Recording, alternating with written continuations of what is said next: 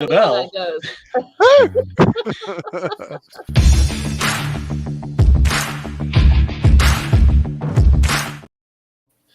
Good evening, ladybugs and yellow jackets. Welcome to this evening's episode of FAE News here on FAE Productions. I'm your host, Fairy Princess Lolly, and tonight I am here with Ion the Leprechaun.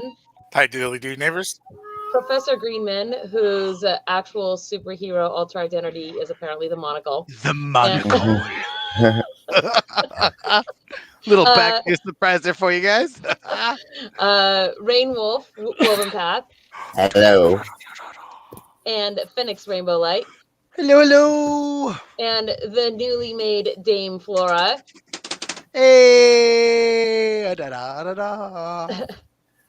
I don't know what that tune was you were singing there, but it was like da na na na na. It's like what's happening right now? But da-da-da-da. It's not 8:30 yet. Da-da-da-da. Right. And nobody super chatted us, so. Wait a minute. I don't know. That means that somebody does super chat us that you're doing something, Flora. What is Flora doing if somebody super chats us right now? Flora's actually considering it. I'm shocked and surprised right now. What would I do? I might still have pictures of chickens on my phone. You will show us pictures of chickens. Yeah. That's the Chickens and butt nuggets. They usually go hand in want to hand. see my chicken. Yes, but you have to pay to see those because even the chickens say buck, buck, buck, buck. Buck, buck, buck. It's a very impressive rooster. because the chickens she's going to show us are her chicken socks. Like They're. I'm not wearing this tonight. Okay. They would then be solicited cockpicks, though, right? That's, Oh my god. if someone paid for them. See?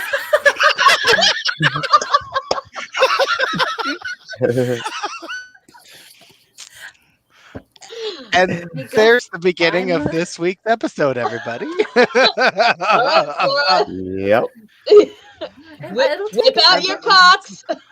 Somebody wants some chicken pics.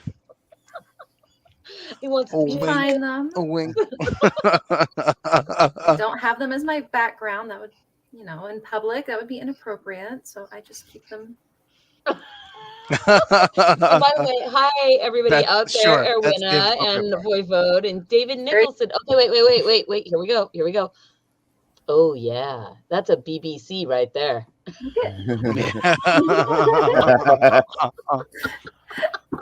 Bok, mother clucker.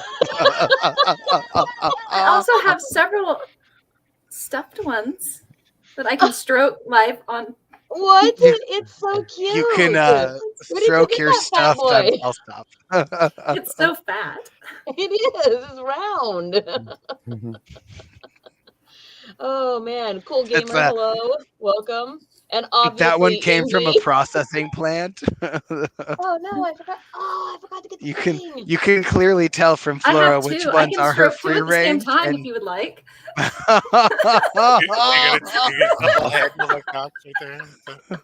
Wow. The shake weight. That was the shake weight technique, just to clarify for everyone. I used to have one that. Do not misconstrue what is going on camera right now. How much did those eggs cost?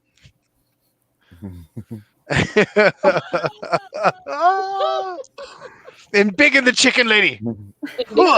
In big in the chicken? Okay, I can do that. Here. No one biggin.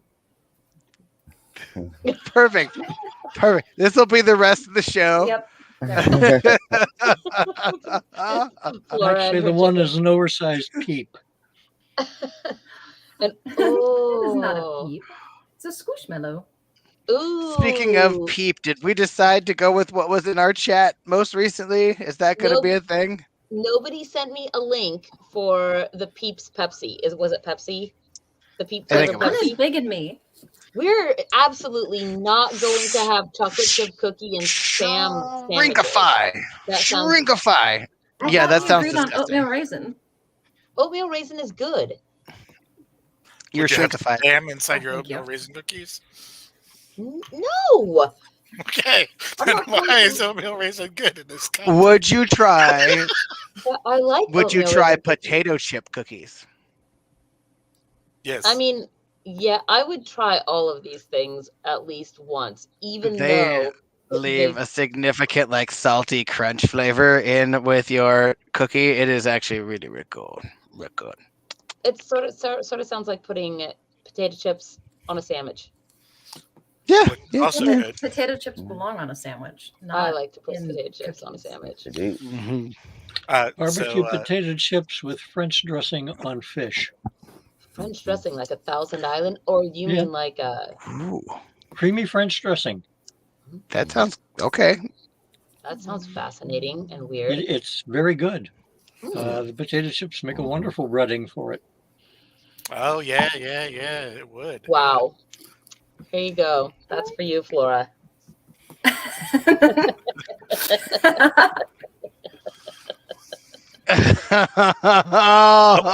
If you choose the height correctly, it can be straight lines so that it can be done in one smooth motion with your hand. So I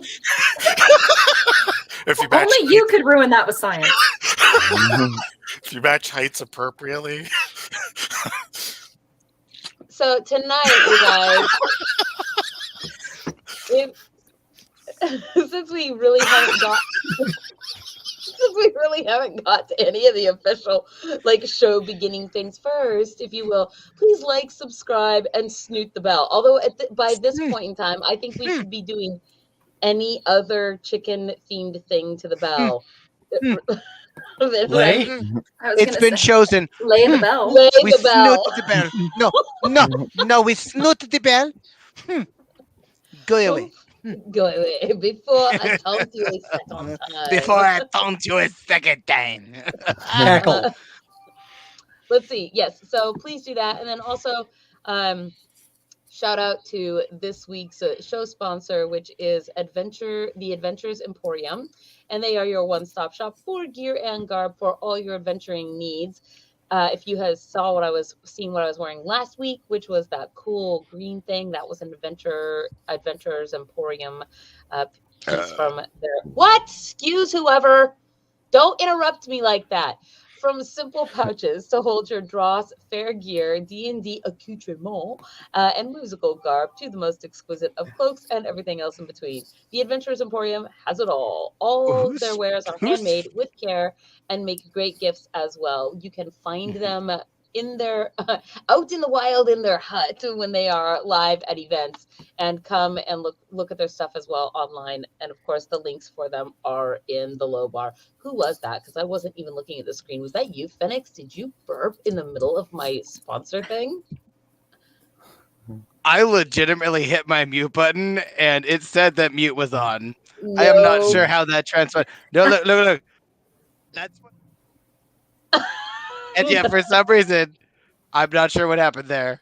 Takes a 2-second delay. I guess so. Really? That's weird. Why would it do that? Is Testing that 1, 2, 3. No, I heard that. All of that. 1, Testing, 2, 3. It's like your voice goes. But it doesn't actually like go all the way. That sucks. Okay, good to know. All right. Stupid. Did you bring a microphone. flashlight with you? Did I bring the what now, huh? A flashlight, because on you're the always computer. showing us your rocks, but you're in the closet, so you need to have a Oh. flashlight. Phoenix is just- getting his rocks off in the closet. I No, was gonna say I didn't bring any rocks this time. dang. I'm tired and have a headache. Well, I've got some aspirin, honey. Okay, and the bus boys still haven't done their thing. They said they were going to do it yesterday. They didn't do it. I'm just letting you know.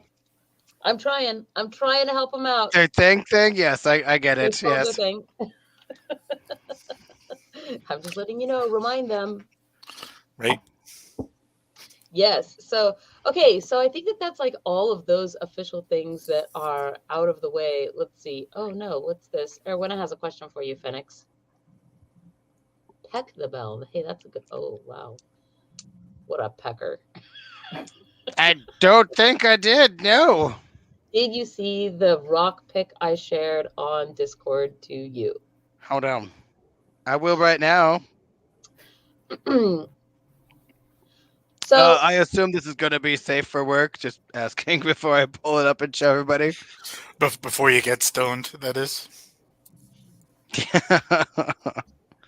That was long ago in a galaxy far, far away. Ooh.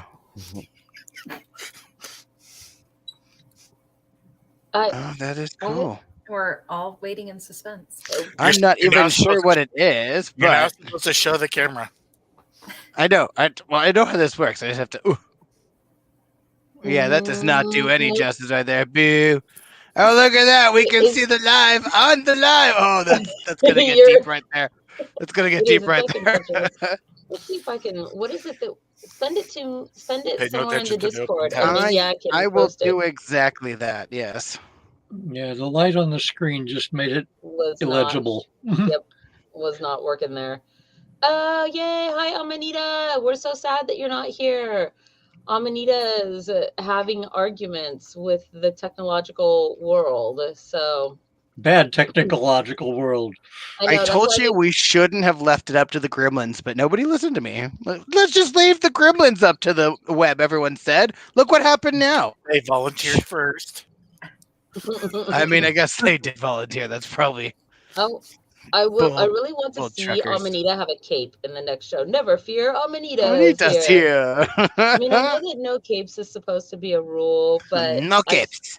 I still want to see you with a cape now. And also, where is my drawing of a tiny little shouting mushroom? Ah! Where's my drawing of that? The one shouting it was me. No, it just needs to be shouting because I can put the words in there. It was me on the t-shirt. So I just need a picture of a little mushroom, like with his arms down. Ah! Hey! That's right. So I can put it on a shirt. That's what I'm trying to say.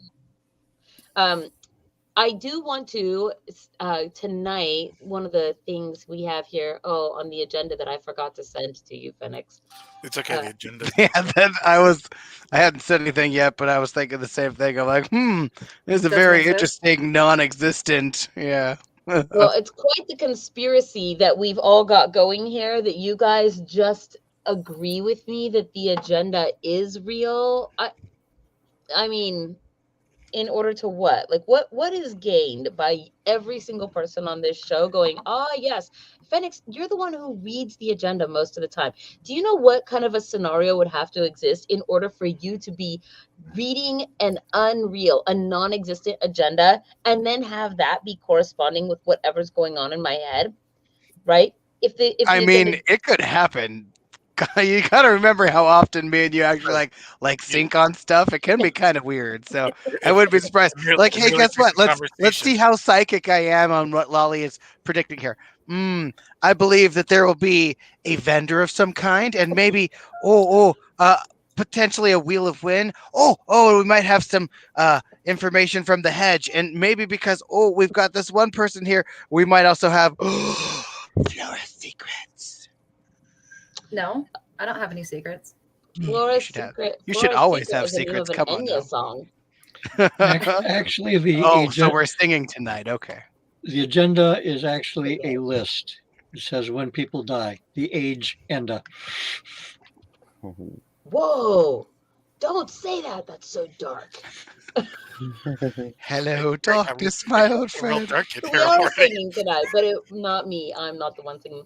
No, there's a thing I want to share with everybody because I want to get this out there, and I want everybody. So to clarify real fast, though, I did send those photos to the group. No, I'm going to start muting people when they interrupt me. Or you each other, asked for me to send you those things. What are you talking about? They're gone. I know but I was in the middle of a sentence. You should wait till I'm done with my sentence, then let me know. But yes, follow the agenda. So I'm trying to say I want to share this with everybody because it is quite important, and I would love it if you guys will please share with all of your friends. But you can see here, this is our Patreon. Yay. And yesterday, the artist all call yesterday, maybe it was 2 days ago, Monday, the artist all call for this year went out on our Patreon, and this is open to the public. We are basically looking for artists to do all of our artwork for our posters this year. And we have combined forces with another Patreon out there, the House of Mischief, whose little logo you can see right here in the middle. And I'm just going to say, like, here's how it works, because I want everybody to kind of have an idea. These are all paid gigs. So artists that are the winning artists will be paid, of course, for their services. So it is an opportunity if you guys know graphic designers, painters, whatever, as long as they can kind of get us the artwork in the way that we need, which is here in the details. But basically, interested artists just have to email some version of an online portfolio to me. The cutoff date is in 2 weeks. It's March 14th, so that's not next Wednesday, but the Wednesday after it. Yeah, Tuesday. But then after that, our Patreon patrons for both House of Mischief and StormiFae Productions will have the opportunity to rank all artists in the order of their favorite. So one through, however many we have. And then all of those votes will be tallied into a rank of, first, second, third. And then the artists the first place artists will get first choice of which event they want to illustrate. And these are all our events right now that need illustration. So we have a cyber event coming up in April, an electro swing speakeasy, Beltane High Tea, Fairy Blossom at Midsummer. We have a Feral Fight Club, Fires of Summer Camp, Apple Bash Harvest Campout, Fae's Giving Cornucopia, Samhain Dumb Supper, Vampire Longest Night, and Imbolc Fairy Light, which is technically next year, but whatever. Those are all the events that we currently have that we need artists for, which I think is like 10. So somewhere in there. So if you guys know artists, please point them at the Patreon where the information is. It is a public post, so they should be able to read it. And then it's also been cross-posted onto the Instagrams and the Facebook and all of the important places where you would find our stuff. So we've already got some artists that have submitted, and we've got 2 weeks basically, and hopefully we will get many, many more. So that's it. Now I'm done. Now you can say whatever you were saying about rocks. He's like, no, I said it. We're all done now. No, I was just letting you know. The first two are supposed to be shown. The last video one you should not show. Oh, I'm looking. Well, I'm gonna look in the Discord. In the Book of Faces is where it was sent. That's where I tend to send most things. Is our Book of Faces? Yes. That's where I close during the middles of shows because it's very, very distracting to have Facebook open while I'm watching shows, running shows. So there it is. I'm just gonna have to, let's see if I can find it on the Discords. I can send it somewhere else if you'd like.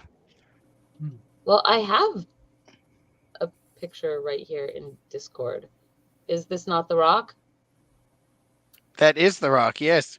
Mm-hmm. Ta-da! It's even prettier on the other side, yes. The question is, I'm not even sure what kind that is. That would be a busboy question. Yes. It looks like it's got a tooth stuck in it. Almost certainly quartz. It kind of looks like it's got quartz in there for sure. Yeah. Oh, okay. I guess Erwin posted them, and that's what I was looking at. I'm sorry. Yes. All right.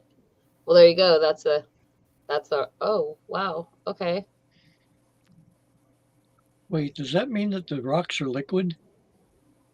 They do come in quartz. You know what is very interesting about quartz, though? Did you know that its vibrational frequency is like only 2 or 3 away from being water? So Yes. technically, it is really, really close to being a liquid, and yet somehow retains a solid. Yes. Yeah. Crazy, right? Wait, Just are we like talking glass. about cats? I mean, cats are also that. I'm pretty sure they are only like 1 point away from being considered a liquid. You know, they tend to spread out in any box they're put into. I think cats actually have the ability to go between the two states. Actually, sometimes they're a solid and sometimes they're a liquid, like water. I could agree with that. Yeah. Okay. Do they ever go in their gaseous form?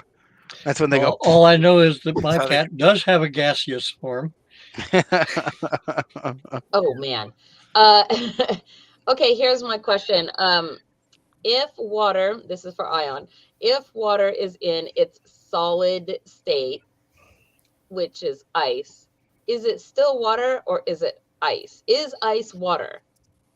Yes. So when it's in its solid form, then it's just still water. Yes. What about when it's in its gaseous form? Also water. All right. Great mysteries of the It's universe all water. being unraveled right here, live before your eyes, everybody. Hot dogs or tacos. I just want him to prove it. Pour me a glass of ice. That's For it. me, I mean, you can do that. Yes. I mean, you Fair can enough. pour, and I know this because when I was a youngling, we had- When I was a young warthog. he found his aroma lacked a certain appeal. He could clear the savannah after every meal. Sorry. Why did you do this to me? Now that whole song, it's like I feel like Cartman, like I gotta sing the whole song. All right. I like cheesy puffs. What was I trying to say? I was trying to say when I was youngling, we used to have a hot tub on the lower level, and we would go out on the balcony on the upper level, and we would do things to people in the hot tub on the lower level. And one of the things that I did one time was I took a giant pitcher of ice cubes. And when my brother was in the hot tub down below, I went up, out, and I dumped ice cubes off the balcony and into the hot tub out of this pitcher. Of course, ice cubes being hard and sometimes with sharp edges, one of them sort of clipped him on the cheek on the way down. He got a small cut under his eye. But yes, I mean, we used to do that. Like you pour the cold water on people in the shower, like when they're taking a hot shower, and you just run in the bathroom and put the, you know, am I the only one that did terrible things like this? No, you're not. Nope. You're not the only Nope, one. you're You're not. the only one I'm going to get on a live stream, though. With examples. Well, Do you want to know what I did horribly? yes. So I didn't do anything as bad as you. I just laughed at the situation that unfolded in front of me. But me, my sister, and her friend Miranda decided that we were going to do a dress show, like dress up and everything. So I'm dressing in my dad's best, and they're dressing in my mom's best, and they're walking down the spiral staircase that we have at my parents' house. It's one of those wonderfully old metal ones, and I'm not sure. Is that just me, or did everybody else also hear that? That was a thing. I heard it. Yeah. Okay. So spiral staircase. Yeah, probably. I would assume. It was one of the ones that they just had holes, right? Like holes that kind of were bent up so that it had grip, so that your shoes would actually grip onto it. Well, Miranda decided to walk down the spiral staircase in the stiletto heels that my mom had. And one of those heels found a hole, and her ankle goes like this, and she goes all the way down. And of course, me being the 8-year-old boy that I am, I'm just like, just lose it, just tears down my face, streaking because I laughed so hard. And she's just like, painful. It was. I feel bad now, but at the time it was hilarious. And she's just sitting there. She's looking. She's like, "It's a funny." Oh man! Never forget. Never forget. Wow! Never forget. Okay, it's like 9/11. Never forget. Well, never forget. There's a few sad ones. Never forget. There's a few funny ones. Okay, that's another physics question. Okay, what? Will a slinky go down a spiral staircase? Yes, until it hits the edge, right? Mm-hmm. I would think like so. It'll Yeah. just keep going in a straight line. It's not like, as if it will curve with the stairs. So then, if it hits the side of this is my guess, and then Ion can tell us what the correct answer is. But my guess is that it will go down until it hits the side of the stairs, and unless it has enough momentum to like somehow like keep going down, but the friction on the side of the stairs will probably ultimately make it stop if the stairs are long enough. That's my guess. That makes sense. Anybody else? Anybody else got a guess? Anybody? Bueller? No? Okay, Ion, what's the real answer? I think you're mostly probably right. It's probably just go linearly down, but I couldn't be certain actually. Well, what else would make it turn? They don't turn normally on their own. The only thing that makes them appear to turn is if in their slinkying down, the slinky itself is not a perfectly balanced thing, and therefore being not perfectly balanced, it will sometimes be off in a direction, one direction or another, and therefore will work its way to the left or the right, but it's not actually turning. What about when the seasons turn? Well, I don't know. That's your guys' forte. You're the ones who solved the wheel, not me. You tell me what happens with the Okay, well, which seasoning makes it turn more? The cinnamon or the nutmeg or the cardamom? Cajun. Yes. Cajun. So I would think that you could start it at sort of an angle, and then it would get quite a long distance going down the stairs. So it's possible that some spiral staircases have a linear enough portion that you can make it all the way down. Although you'd probably veer towards the outside. Here, this is what I'm looking for. Oh, that was If so it- hard. if it Although lots of actually surprising moves things in, happen. if it actually moves in a straight line, the most it could do would be a half turn. Right. So the slinkies do have some surprising behaviors that are a little counterintuitive. Like, for example, if you're holding a slinky by one end and the other end is off the ground and you let go of the top, the bottom doesn't fall. Wait, say that again? So let's say you have a slinky and you're holding it from one end of the slinky and you're holding it quite high up so that the bottom doesn't touch the ground. If you let go, the bottom doesn't go down. Oh, the whole slinky, not just part of it. Yeah, so you got a whole slinky that's stretched out and it's suspended above the ground. If you let go of the top, the bottom doesn't fall. Well, it eventually falls until the rest of it catches up with it. I mean, I was gonna say it's not. It doesn't just float. So that would imply then. This is great. Like fairies doing physics. What's happening right now? Fairy physics. So that would imply though that I don't know what the proper mathematical term is, but it would seem that it would imply that the force between the stretched out coils of the slinky is greater than the force of gravity on the slinky. Equal. So it must do this and then it falls, essentially. Yep. Or they fall together. Weird science. The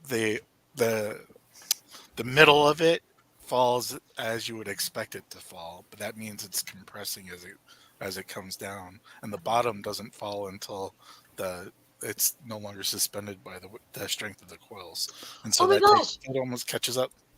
Look what Cobble put into the comments. Okay, Cobble says a magnet could make it turn. Now I know that this what I'm about to say has nothing to do with slinkies, but I ended up in this conversation about the unexplained forces of the universe, like magnetism and gravity.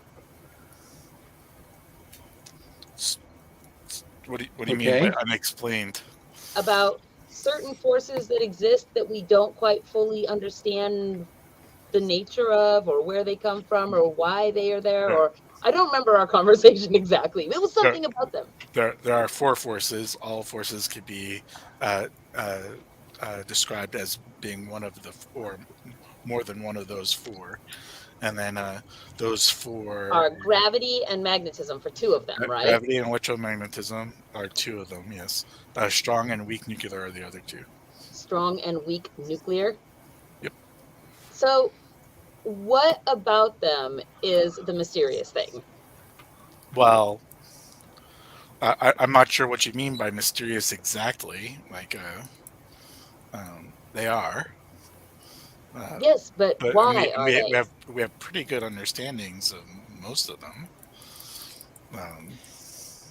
You know, I don't know. You if know, we do, because- Lolly, I recall us having this conversation behind the screen before we hit live and everything, and I believe your statement in the comic book world of physics would apply to the same thing here, which is that it's magic, so it don't matter. The whole argument that you guys were having about whatever it was, this thing works with superheroes, and then that thing, and when comic book authors get the physics of superheroes correct, and no, I feel like that's talking about like getting the engineering of a hyperdrive correct. It doesn't exist. If we had that engineering correct, we would have a hyperdrive and we would be in space right now. Like Okay, zooming around, so doing warp whatever. hyperdrive, that would not exist. Slipstream technology, on the other hand, that would be the way to go. Mini wormhole, bloop bloop. No. It has to do I have with broken it has- Lolly. She is frozen. Oh, she's moving again. It has to do with a principle is similar to. So the idea is that explanations that are simplest, i.e., involve the creation of the minimum number of assumptions, are most correct, as long as they have equal explanatory power. You mean So- Occam's razor? Yeah, that Occam's razor is an example of this principle. At any rate, the point is that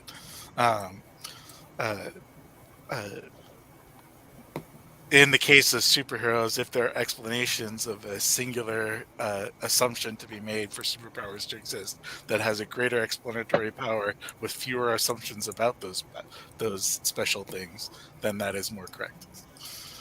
I know. I think my favorite, it still has to be Schrodinger's cat. That's my favorite. Whereas you could imagine that gravity doesn't exist. There's all intelligent falling. That angels exactly push everything down. No. now we're getting Why- involved in the No. firmament and all that other stuff. No, there. we're not bringing that into this. We're not. The pillars that hold us up from below. It's turtles. It's turtles. Turtles Of all the course way it's- down. Of course it's turtles. Come on now. Everybody You think I'm knows. some kind of simpleton? Well, wait, since they've now decided that the core of the Earth is a great big iron ball, maybe it's magnetic and that's what causes gravity. Yeah, but we're not ferromagnetic, and so therefore we wouldn't. Can be we affected prove by that we're any- not?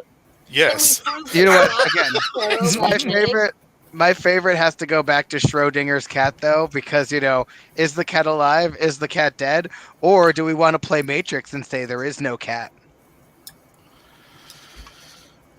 I feel Only like Zool. Ion is about to have an aneurysm. Or am I? Until we Does- do with Ghost Brain. does the aneurysm exist if the tumor no longer does?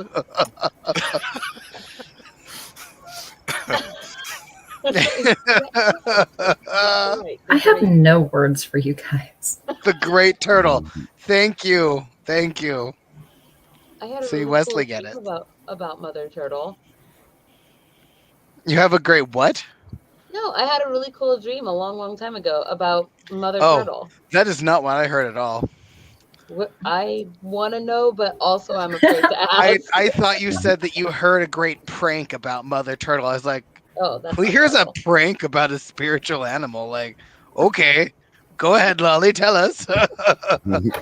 One time when I was where was I?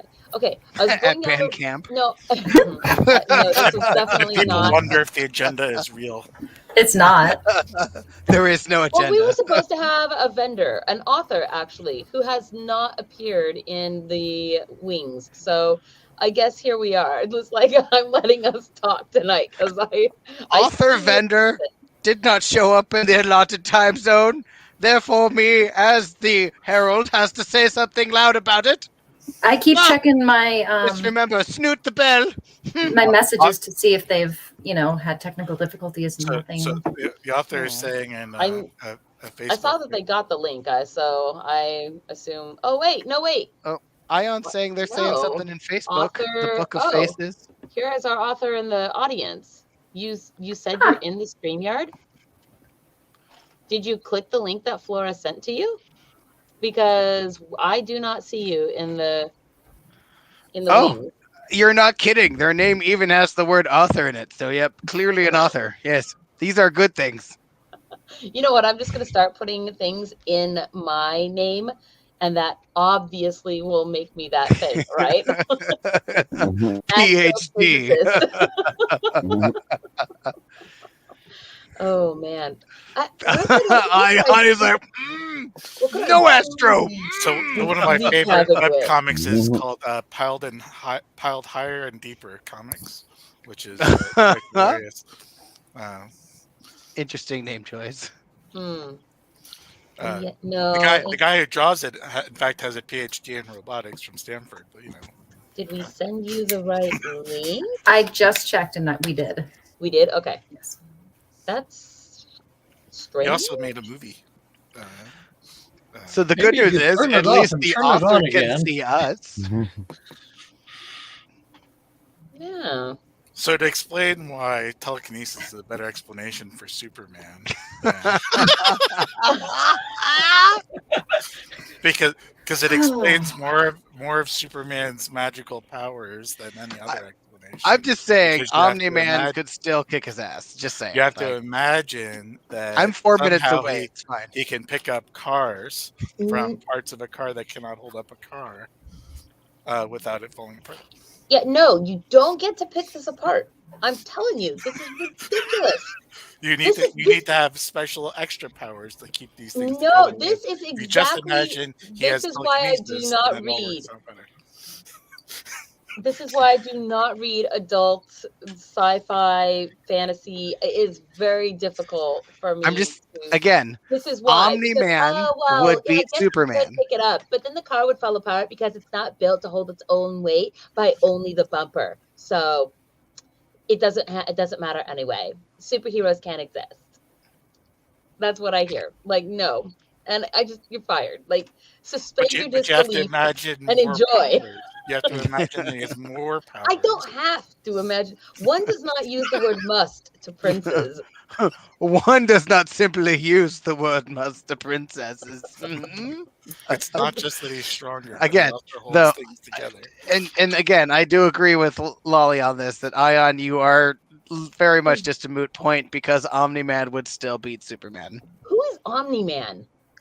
Omni-Man? It's a great character that I will introduce you to later. Yes, he is amazing. I'm just saying, so just look at this. Look at this.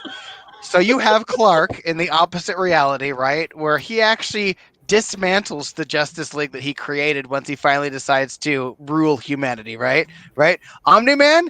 No. Superman had to secretly take them out one at a time, strategically, and Omni-Man just didn't even care. He went to their base, summoned them all there, and beat them all until they died. Just like literally splattered their version of Batman everywhere against the wall. So, do you see the screen? The emerald green awesome wheel of win? Yes. It has nothing to do with superheroes and Marvel. Okay, so I hope there's somebody on there that right there, Captain Slinky. I hope Captain Slinky wins because that is close enough to a superhero name. This is for the Totoro. This is for the you are the winner of the cool felted Totoro. Okay. Christina can win you. It's fine. Winning was her superpower. Did in fact. winning was her superpower. Mm-hmm. So yes, and I do see. Yay! I see you down there. You made it. Hello. Yay! Hi. Yes. Oh my God, I love it. Look at your cute head. Thank you. I've been wearing it all day since it's Mando premiere day. So yes. Wait, it's what? Season 3 started today. Season 3 started, yeah. The Mandalorian season 3 premiered today. So I've basically been anxious all day till I could finally watch it. And I've been collecting all my Grogus and just snuggling them all day. Oh, Yeah. so Instead cute. of doing I have that, I'm on the cute. show right now. So happy.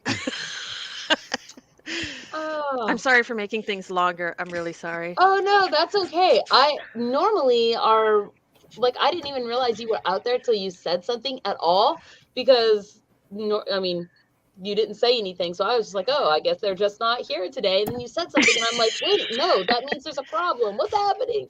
So I'm very glad you are here. Speaking of, let me embiggen you In Big properly. and Magic River. Oh, Oh, that's hello. what needs to go on one of the shirts. That's right, embiggen. Somebody make a note of that in the Discord for me. We have to put "It was me" and embiggen. Those are two of the things that need to go on T-shirts. And butt Uh, silk. and butt silk. That's right. Okay. And now back to our author. So, Hey.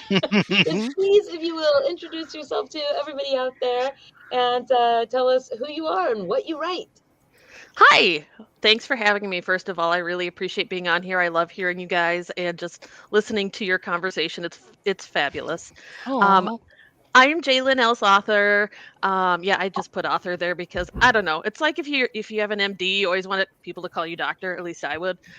So I'm Lynn Else. I love writing. I have written a fantasy YA trilogy that has some Arthurian elements to it. I've written 2 novels set in ancient Egypt, and I've also written a sci-fi novella. And next, I have a children's book coming out that I also illustrated. So I'm very, very excited. That's coming out this year.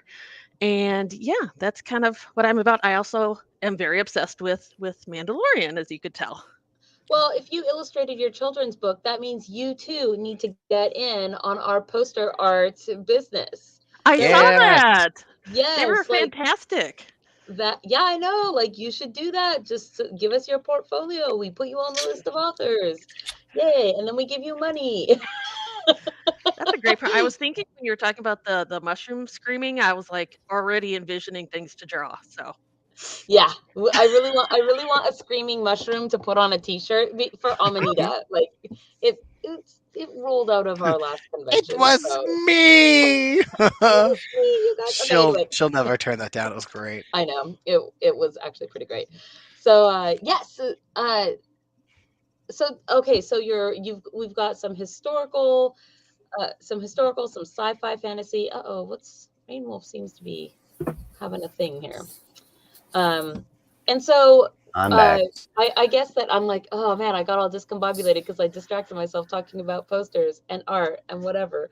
So when did you start writing? Like, how did you get into doing the whole thing? I actually it started with the historical fiction. I've always loved like ancient history. I went to this King Tut exhibit. There are all these just Mm, pieces of King Tut's life and cool. so many images of him and his wife. But nobody knows what happened to his wife. Like she just kind of His sister disappears. wife. Yes, I mean, yes, they had those, but stepsister.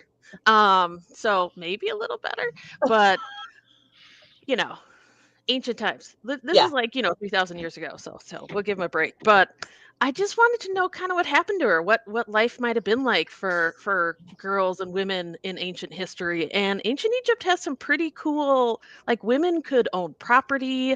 If they separated from their partner, they weren't like cut off from everything. They still owned equal shares. They could run businesses. I'm like, I want to explore this some more. So that's kind of how I got started. That's actually kind of cool. It makes me think of, oh, who's the author of the book River God? It's old, not that old, but I mean, I don't know, whatever the case. It's also set in ancient Egypt and from the perspective of a queen, I think, as Oh, opposed to a pharaoh. So I'm like, oh, this actually sounds kind of cool. And I like that era as well. Now, in your books, because you were talking about this and then you were talking about some fantasy and whatnot. And then prior to you being here tonight, we were talking about the whole superhero and physics and whatnot. How serious are the physics and the math and anything that might be serious business in your books? Like, not much. Let's just say no math. If you don't like math, you don't have to worry. They're really not in my books. like Um, things happen by magic. they It they're, does. they're usually magic. Yes. watching Star Trek all the time growing up. I could write like short stories, sci-fi short stories, because I was in the zone. Like I was immersed in that world. And when I did write my novella, I really wanted to get back into sci-fi, but I still feel like I need to grease those wheels again to really, get into it. I kind of keep it focused on characters more and then try and bring in some cool like tech stuff later. But yeah, not so much math. We'll just avoid math. What's your favorite Star Trek series? Now I have Next to know. Generation, 100%. Wow. Yes. That's what I started it from the beginning. I loved how they had a female security chief, even though, the actress left. Bummer. But I Tasha did. Yar, right? Yes, I love Tasha Yar. I always wanted to be the security chief. And I just Tasha found her, was murdered. she was murdered, and it was Murdered. senseless. So I always missed her. But I just watched that growing up, and it just really made an impression on me, especially with, they brought more women into these roles, and they wore pants, which was great because they didn't really in the classic series. But Yeah. I just have so many great memories of watching that. And then me and my brother actually went to conventions, and we had costumes and everything. So I mean, we have a lot of fun stories with that. That's actually, it's funny that you mentioned that thing about pants, because that was one of the few things I really remember about the movie Starship Troopers, which was, I remember for the first time ever seeing in a movie, there was a scene where they were all in the locker room and everyone was showering, and it was just unisex showers. So all the men and women in the military were just showering together in a big old, like a locker room shower. And I was like, see, that's equality right there, right? A little shocking to see. I Well, I don't know that it didn't showed watch that them movie, but actually, yeah, I get it. but you could like see their heads above the Yeah, wall, yeah. right? So, like, not full frontal or anything. So, but I was like, I didn't know that movie was so risque. Okay. Yeah, not that kind of movie. it probably would have to have a different name if it were that kind of movie. But well, so I'm gonna go ahead and let us get into, because you're gonna be doing a reading for us tonight. So which book are you going to be reading to us from here? This is Descendants of Avalon. This is the first book in my fantasy trilogy. It's about 4 teenagers from Minnesota who are swept to the magical land of Avalon. They battle an evil wizard. So I'm going to read to you from the start. I can set up in little. The main character is G. She just found out her parents are getting a divorce. So she just told her friends, and they're like, hey, you know what? Let's go make a wish in a wishing well. Let's just make things feel better. Let's bring your spirits up. So what I'm going to read from, they're standing in front of the wishing well. They all have coins and they're getting ready to make this wish. Okay. Which introduces them to everything. So okay. Make sense? It sure does. And I'm going to go ahead and turn the screen over here to you in just a second. And then you guys who are all out there watching in the audience, feel free to type any questions that you may have. Do we call you Jay Lynn or just Jay, or how shall I refer? Jalen works, yeah. Okay, so please put your questions for Jalen into the comments, and we will ask them when they're done reading. And also start thinking of what you want tonight's magic word to be. So with that said, I'm going to give you the screen here and put everybody on mute, and you are free to read. Looking thrilled, Wit exclaimed, "Let's do it on the count of 3." She acted as if she'd found a magic wand in her hand instead of a dime. "Everyone together?" May asked. Wit gently bumped her shoulder against mine, as if she could infuse me with a portion of her jolliness. "Yes, it feels more magical that way." "Works for me," Beth agreed. "Everyone wish for Jeannie's parents to get back together, all right?" May asked, "So, do we say it out loud or think it?" She got a dirty look from Beth and added, "I just want to do it right. If we're counting down, we should at least know how we're going to say it." "Embarrassed," I responded with, just say it in your head, guys." This was getting to be too much of an ordeal, and I was beginning to feel stupid. There was nothing magical about this anymore. I was tempted to walk away and say, forget it, but Wit was so excited. Reluctantly, I said, "I'm ready." "Wit, why don't you count us down?" Beth suggested. "Great." Wit flipped her blonde hair back behind her shoulders and closed her eyes. Her face scrunched in concentration. We all took her cue and began to think of our wishes. I began to think of all the fun times I'd had with my parents. I remembered the laughing, the dancing, the snuggling, Christmases, Thanksgivings, 4th of July celebrations, my birthdays. I tried to call up every moment we were happy as a family from my memory bank. When I had a large enough collection withdrawn, I poured them out from my heart and wished with everything inside me to save my parents' happiness. Please let them be happy again. Wit's voice cut into my thoughts. 1. An image of my mother laughing in front of the Christmas tree replayed itself. She opened a gift for my dad, which made her laugh. Some inside joke they had shared before I was born, and the joy reached her eyes and crinkled the corners. 2. I could see Dad wrapping his arms around Mom. They were singing happy birthday to me. Someone in kindergarten had just told me we were no longer friends, so I'd been upset all afternoon. To cheer me, my parents danced around the table like drunken sailors. It was so silly that my 5-year-old self giggled. Dad held Mom close and looked into her eyes.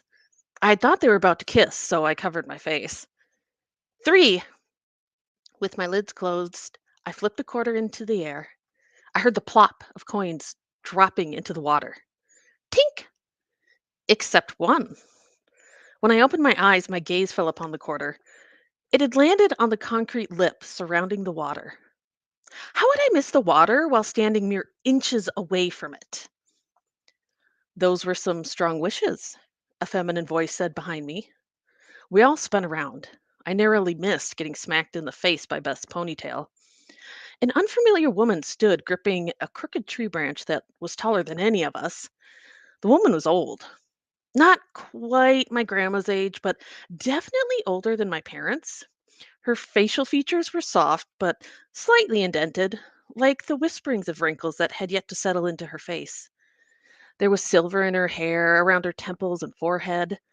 The rest of her hair was red, like a leaf in full bloom autumn. She had a few skinny, gnarled twigs protruding from her hair. Weird. I hadn't thought we had homeless people in town. Wit asked, "Who are you?" Beth put her hands on her hips. "How do you know what we wished?" May elbowed Beth. "She probably overheard us." To the woman, she snapped, "Why are you eavesdropping on us?" "Eavesdropping is not how I know." The woman's voice sounded rich, like thick maple syrup. "Which one of you is Jeannie?" None of us answered, but my friends kept flicking their eyes my way, like that wasn't a total giveaway. We would have failed an FBI investigation. It's a good thing wishing wasn't a federal offense. The woman walked up to the fountain and picked up my quarter. She turned it around in her hand and inspected it as if it would tell her the answers. I crossed my arms. "Why do you want to know?" "This," she said, holding the quarter up in front of my eyes, "is a very powerful wish and very dangerous. If you make this wish, you may be in for more than you bargained for." Stunned, I snatched it out of her hand. "It's just a quarter." "You embedded it with powerful images. It carries a part of your soul. Are you sure you want to throw it away?" Annoyed, I threw the coin in the water in answer to her question. It hit the surface and floated for a second, which surprised me. I'd never seen a quarter belly flop before. After a moment, it was quickly sucked into the pool. The woman looked me straight in the eye. Her irises were raging storm clouds. I took a step back as she continued, "You all must be very brave for what lies ahead." My friends looked as confused and frustrated as I felt. This wishing thing was turning out to be a very bad idea. Wit's eyebrows shot up. "What do you mean?" Cold gusts of wind curled around us as the woman spoke. "You will be tested. Your fates are bound by one wish. It is one of the most powerful I have seen. You will need to be kept safe from the sorcerer before all is lost." Beth tried to keep her hair out of her mouth as she said, "You make no sense." Wind rushed, and the sound filled our ears. The woman called to us over the freak weather. I will send someone for you soon. We covered our eyes while street debris circled our heads. Then, as suddenly as it picked up, the wind died away. The four of us looked around. The woman had disappeared. All that remained of our encounter were the ripples in the fountain's waters. The ripples were centered around the spot where my quarter had been sucked down. Beth was the first to speak. I didn't know the crazy train had a stop in our town. And that's my reading for you.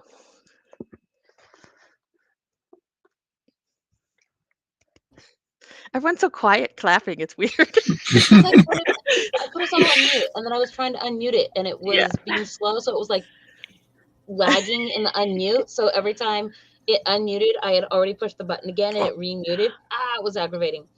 Okay, so questions, you guys, in the comments, and let's see. I will start off with my question, which was, is this book a series? Because I can't remember if you said that or not.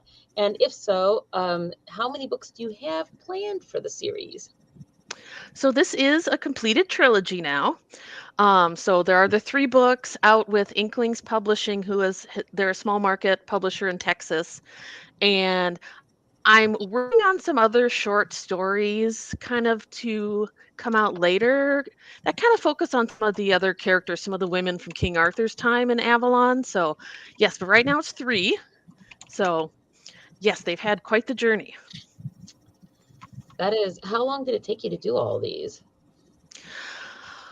Well, it usually takes I would say a year to get a book out. And one of them, the last one took me a little longer. So I would say it took about 4 years to get all 3 of them out. Okay, so let's see here. Oh, stop being weird and laggy, Mr. Mouse. Okay, we have, are any of your teenage characters inspired by teenagers you know? Yes, actually. So of course, as authors, we tend to put maybe some of our personality traits into it. I will say a few of the characters are Star Trek nerds.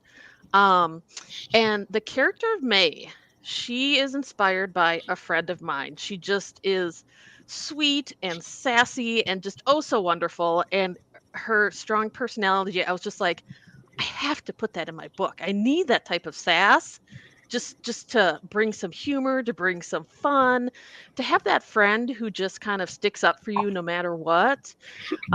She just puts herself out there. And so yes, I would say each of them have elements of me. But yes, May was definitely inspired by a friend of mine. All right. Writing people into your books so you can kill them off later if they make you angry. It's a good thing we're still friends. Yeah. Right. Let's see. What gifts does the main character have? That's an interesting question. So we kind of discover that all of the teenagers have some ancient connection to Avalon. They'll begin to grow through first kind of in confidence just of themselves. So really the first book is about their friendship and finding strength in themselves, despite the fact they're walking side by descendants of Knights of the Round Table. It's hard to compare yourself to something like that. So they eventually learn that maybe they have some inner magic and also some, interconnectedness to Avalon. And that comes out more in book 2 and book 3. If that kind of answers your question, I don't want to give too much away. No, that's fair. So it's kind of Arthurian then in theme and fantasy and whatever. That's sort of the direction that you went. So I'm curious, kind of building on that a little bit about just Avalon in general. Can you, without divulging too many book plotty secrets or whatever, talk about I guess which version of Avalon you have chosen for your mythology here? Because there's so many different little things about Avalon, what it is, where it is, who's buried there or not buried there. What have you chosen for your mythology about Avalon? So Avalon was once connected to Earth, After Arthur's death, it kind of disengaged, so it's kind of like a parallel world connected to ours in some ways through like wishing wells as a part of it. That's why their wishes are so powerful because it goes to Avalon. There's this portal that goes there through water. So it's not quite connected to a land anymore, just kind of running parallel to it.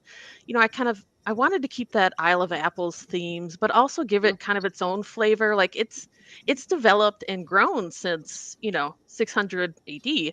So while they kind of live in that lovely kind of like medieval kind of atmosphere, some people they have houses, they have cities in the trees.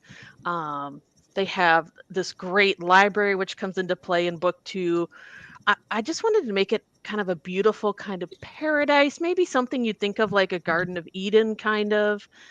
Like I said, not connected any longer, but just through some special magic portals. Right. So one of the things about Avalon is they've said that it's the island that belonged to Morgan Le Fay, who is, variously a fairy queen or a Celtic goddess or a, queen of wherever, whatever. And then other accounts say that Avalon belonged to a monastery of monks that was like a brotherhood, right? No women were allowed on the island at all. And this is where Merlin was trained, right? Trained and taught. Like which version of those two Avalons did you go with? Yeah, it's not the Druid version. I definitely went with like Morgana. I go by Morgana in the book, but Morgan Le Fay, she has a few sisters who are born of the island. They're connected to Avalon.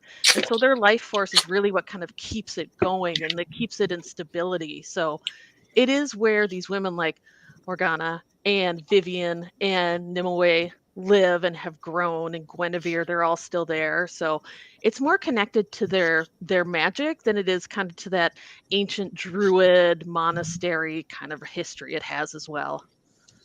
Okay, here we have let's see.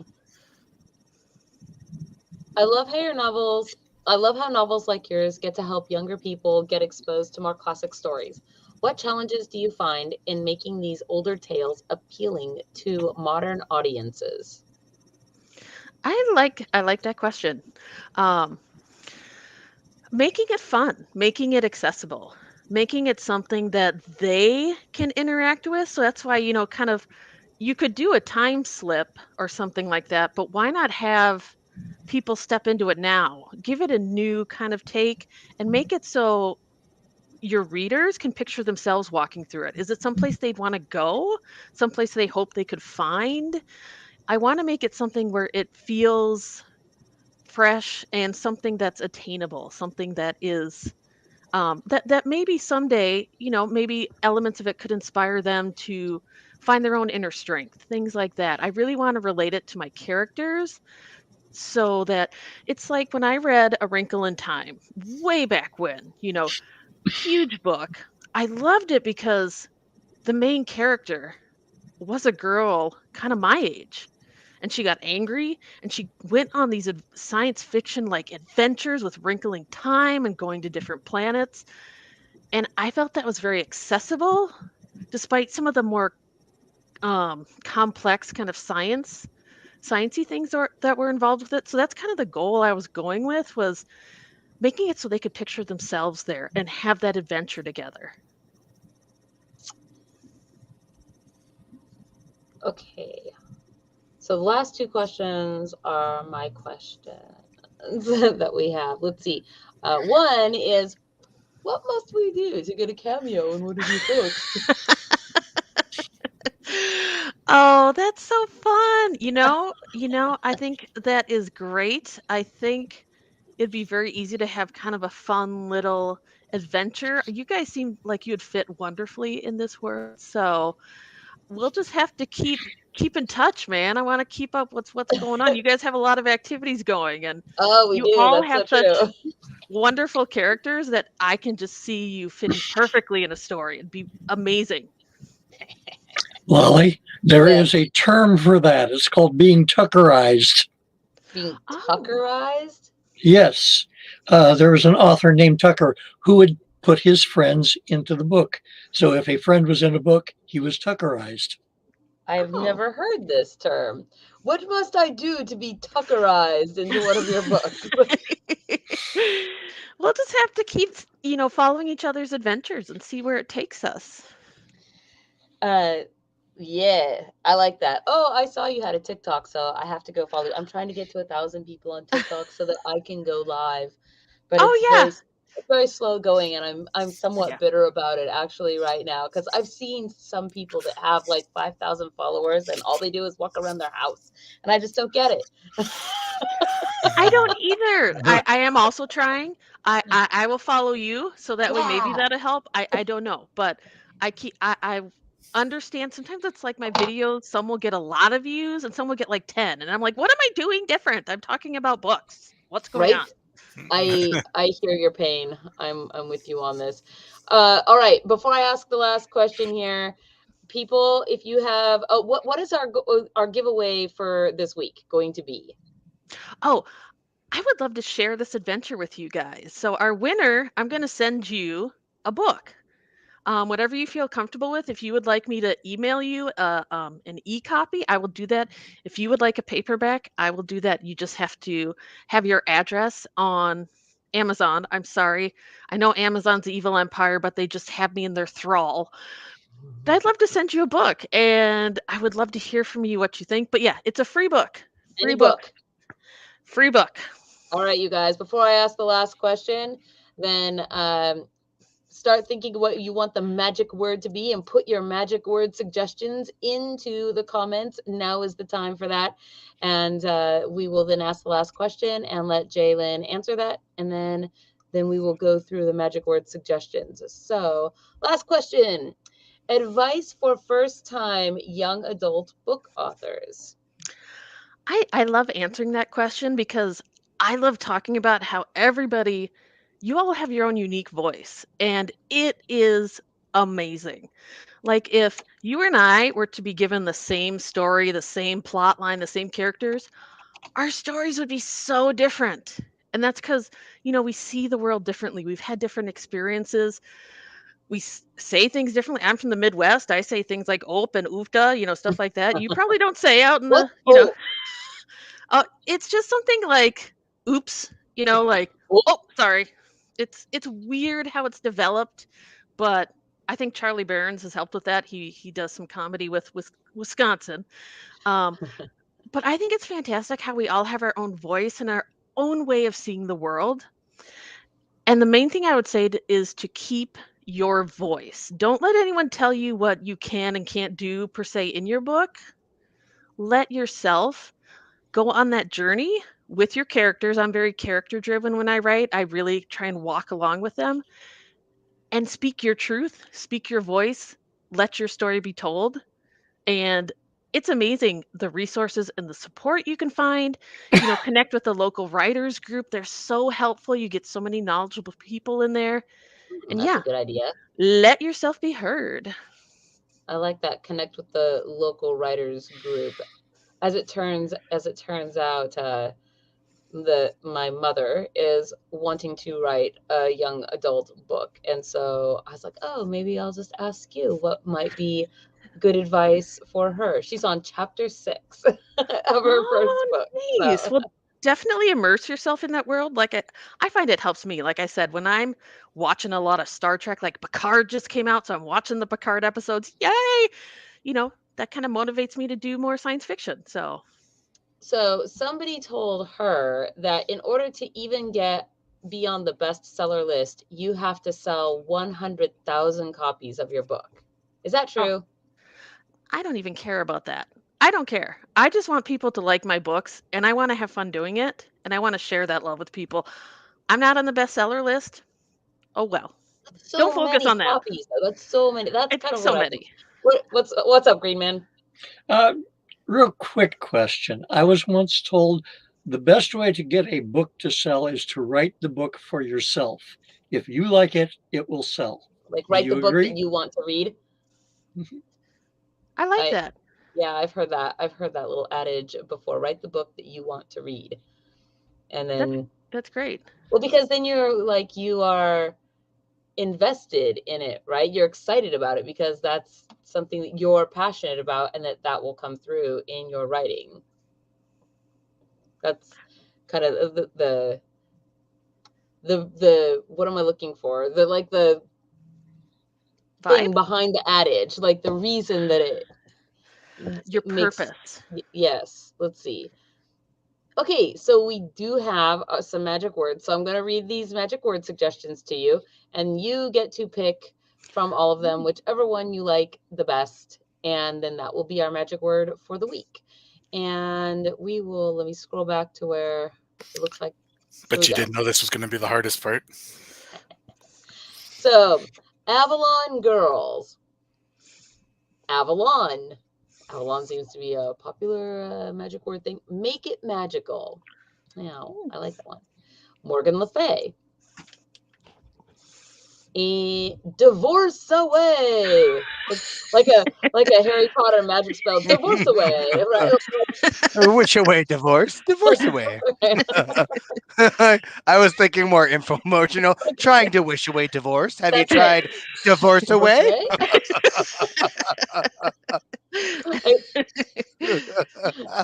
Let's see. Toil and trouble. Bubble, bubble. Toil and trouble.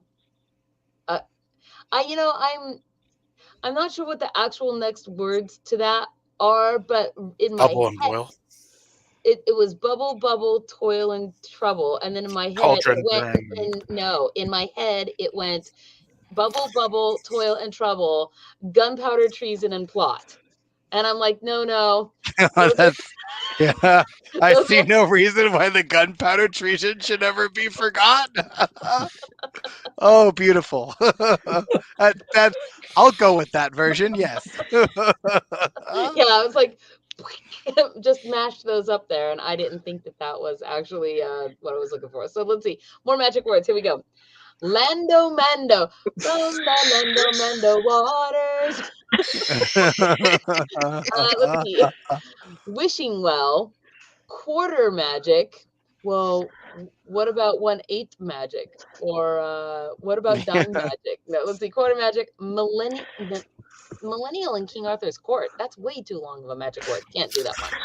But we can definitely end at quarter magic there. Let's see. It's shorter than Connecticut Yankee. Quarter magic. No, it isn't, because Connecticut Yankee is just 2 words. And I shall give no quarter. Magic. Let's see. Witchy creeper. Witchy creeper. What? I don't know. That's a black magic woman. I got me a witchy creeper. I got me a witchy creeper. I got me a witchy creeper, and you need to get away from the children right now. Let yourself be heard. Too long. No, but I like your feels there. Your feels are in the right place. Let's see. Is that supposed to say Mandalorian or Mangalorian? Okay, Mangalorian. Let's see. Grow good. And Herd Herald. How am I? Excaliburnus. Excaliburnus. That's a magic spell right there. I know, that's what I was thinking, right? It's like a burning sword that you shoot at people from your wand. Let's see. I think there's supposed to be a D in there, isn't there? Heralds. Heralds. Oh wait, you meant Herald. I don't know what you mean. Herald. I love it. Friendship is magic. Hey, it was shorter. Let's see. Okay, that is all we have. That's the last one, is friendship is magic. Very nice. Yes, and it's now up to you to choose which of these magic words. Yes, you're the guest. I think it's funny someone put Mangalorian on there, because one of our local breweries actually has a beer. It's a blonde ale with mango, and it's called the Mangalorian. So I was like, whoa. But if I had to pick a magic word, I definitely felt a calling towards Excaliburnus. Excaliburnus, it is. Good choice. Good Yeah, choice. I get Lord Voivode. Congratulations, you get the little geeky prize for the magic word this week. And if you guys don't know what I'm talking about, then magic word here. This is how it works. Not during the show, only after the show, and only on YouTube, not Facebook, not Twitch. Go into the comment section and put the magic word, which is Excaliburnus, into the comments section. Yes, this is so great, actually, that I have you here, Phoenix, to give us a. When I hear Excaliburnus, I think hand gestures Yes, are yes, pull it important from the in stone. communication. 90% of our communication is done non-verbally, people. But I don't think Body that posture. Yeah, but no, it's here though. It's not. Oh, I put it there too. Don't worry about it. I'm not stealing second.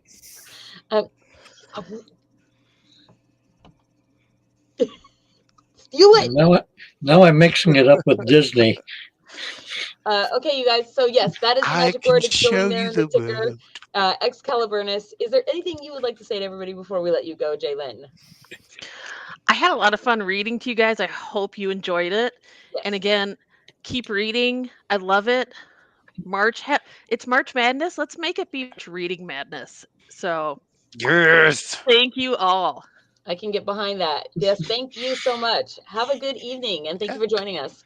Thank you. Come back soon.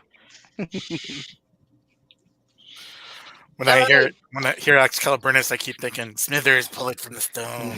Yeah, this Smithers, put it from the stone. Yes.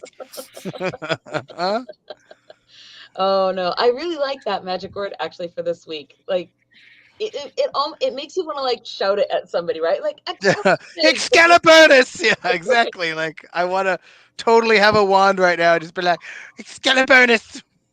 Yes. Oh my gosh. What if I take all of the cool one word magic words that we have and I make them into magic spells for magic wand duels and put them on cards? Done. And then Excaliburnus could be one of them. That would be amazing. Yeah, you like that idea? That's a good idea, actually. Yeah, I like that. I kind of like that too. Do they have to be the one-word ones though? Because we could also be like butt silk. Well, I feel like it needs to Butt silk was one word.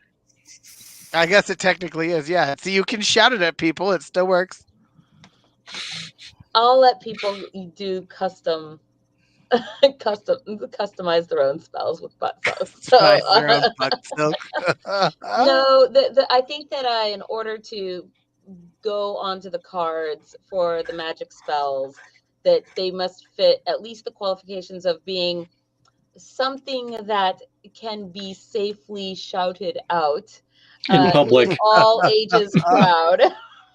Yes, so probably not butt silk, and I mean, if Finding Nemo can say he touched the butt, it's not gonna happen, right? No, moister oyster, and as every parent everywhere, just like. See, butt I think would be acceptable though, only because Finding Nemo did it of he touched the butt. So kids are so used to butt silk. It's just a thing now. No, they're not used. No, they're not. No. So I think that it must be something that is that can be shouted out in an all ages crowd with safety, relative safety, and I imagine butt silk is a direct attack. Not more than no. I'm going to go with indirect attack. Not more than 2 words, really, because most of the spells that we have, if they are, I don't think we have any 3-word spells, right? They're all just maybe 1 word or 1 to 2 words. So, because they have to be short enough that you can look at the card and memorize what you're supposed to do, if you happen to come across a new spell, and then be able to produce that in the actual duel. So, anyway, what were you going to say, Phoenix? Oh, just that Lord Voivode finished it by saying fire, burn, and cauldron bubble. Oh, yeah. And he was finishing the rest of it. Bubble, toil and trouble, fire, burn, and cauldron bubble. But that's not what that's not what it said up above, is it? Was it? It was. Oh, it was. Okay. For whatever reason, my head was thinking it was toil and trouble. Gunpowder, treason, and plot. I'll take it. Like I said, I'll take it. It's just the scansion. It fits. Just whatever helps you remember, right? Yeah, that brings us basically around to that time of the show. Now we don't have a Stormy here this week, and so I am going to, since there is no Stormy, then I am going to throw up this, and you guys, no, not like I'm not going to. No.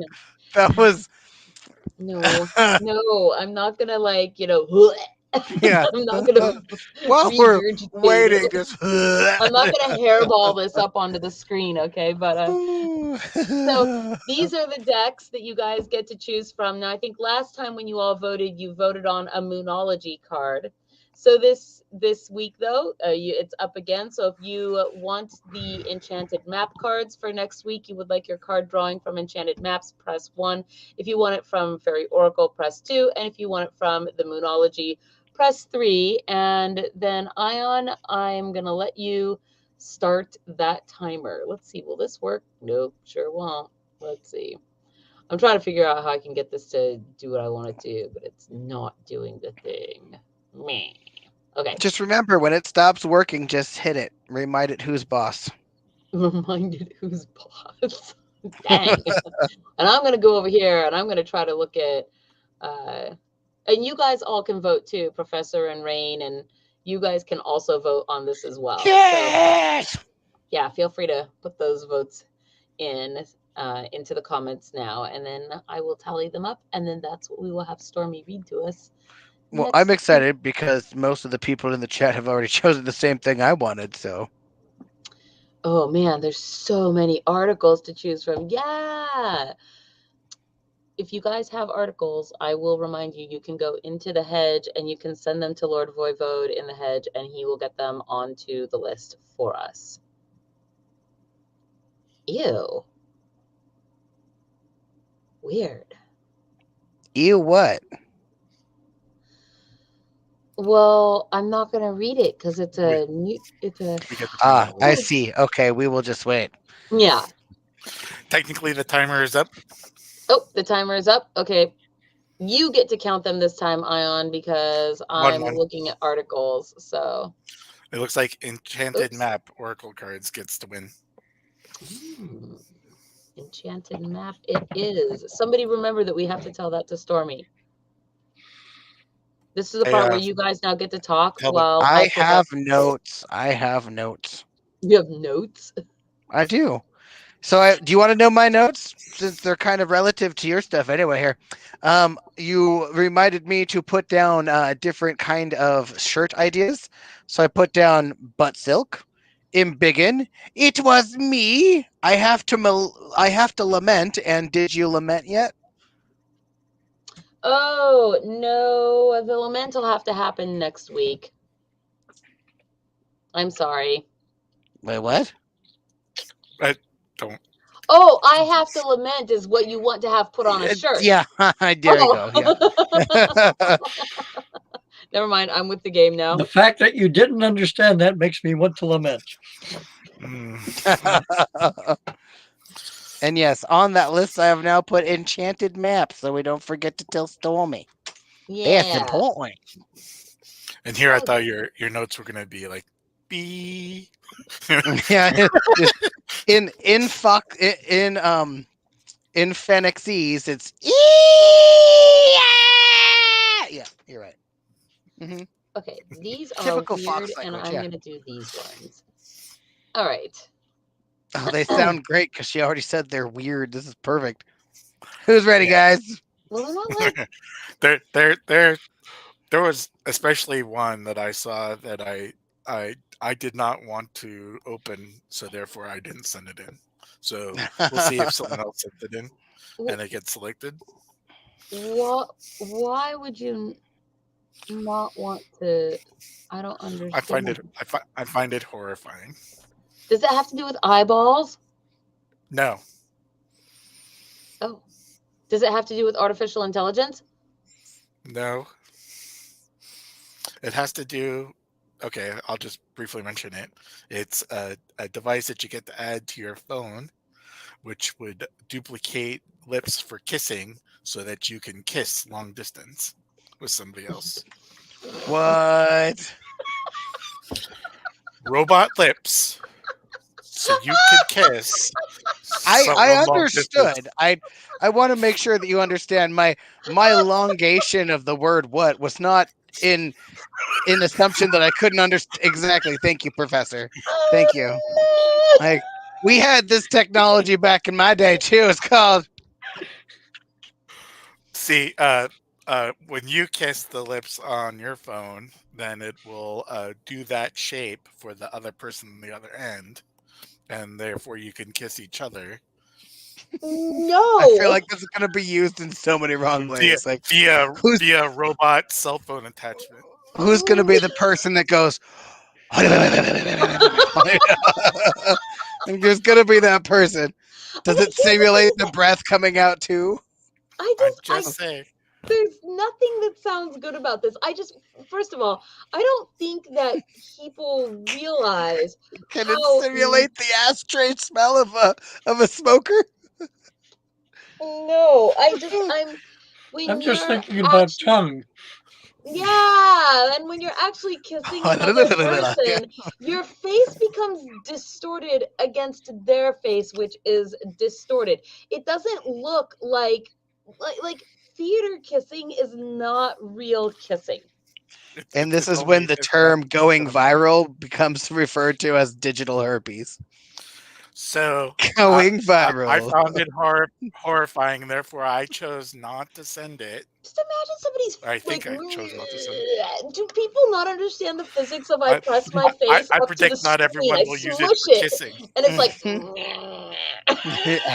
And you're like, not everyone would use it.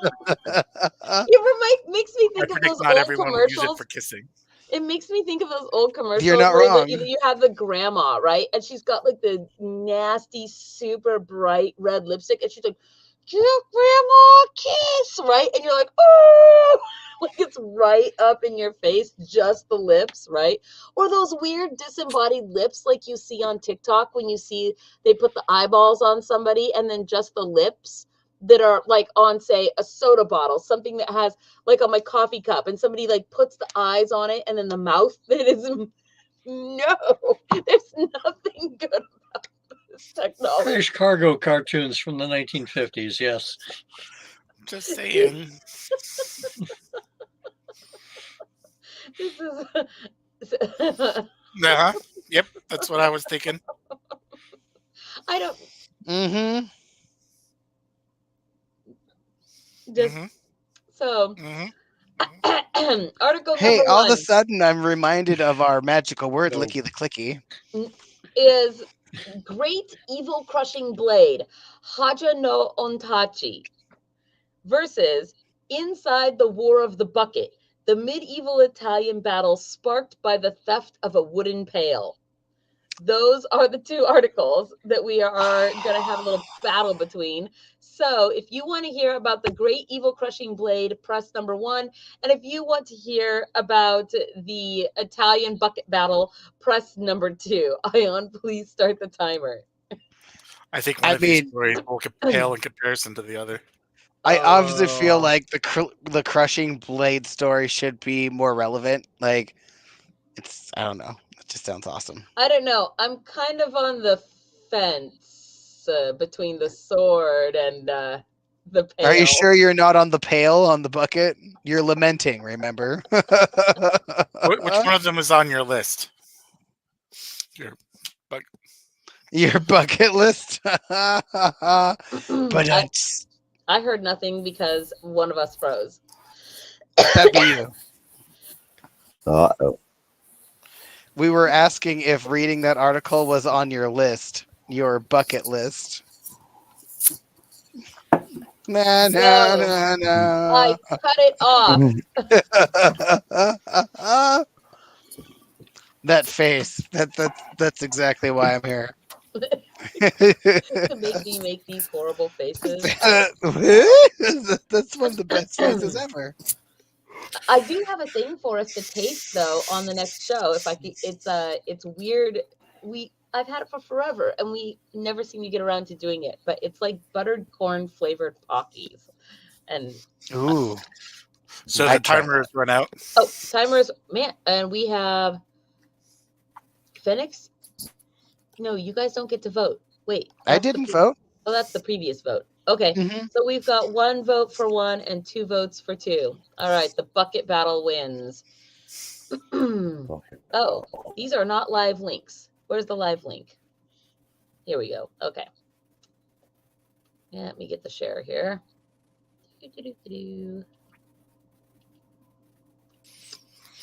The question is, will this cause for battle hold water?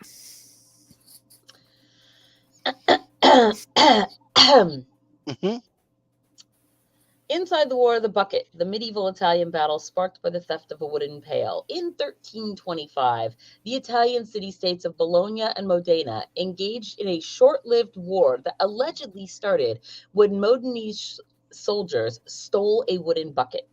During the medieval period, what we know today as Italy was not a unified country, and it wouldn't be fully unified until 1871.